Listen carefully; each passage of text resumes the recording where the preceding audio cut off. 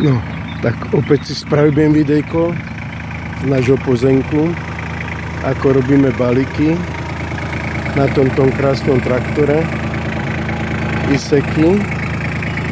Dneska máme krásne slnečné počasie a takto to asi vypadá táto parcelka naša, kde bude krásne voňavé seno.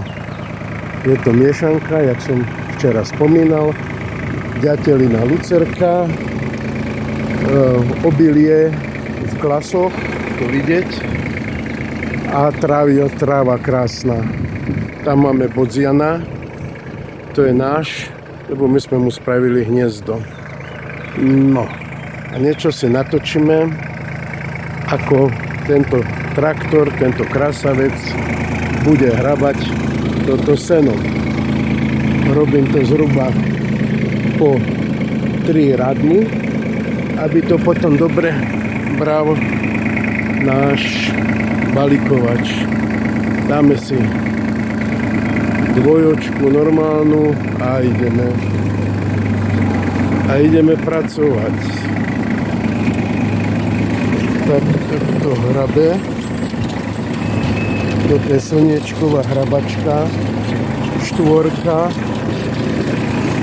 Krásne to nám zhrabe do valu a potom to bude balíkovač brať. Áno, zdravíme našich milých zákazníkov, pozeračov, ktorí zhľadajú toto video. Dáme to na YouTube, ako aj dávam. No to je, keď ten bodzian krásny. To je tá rolička. Táto parcela má cca 3/4 hektára.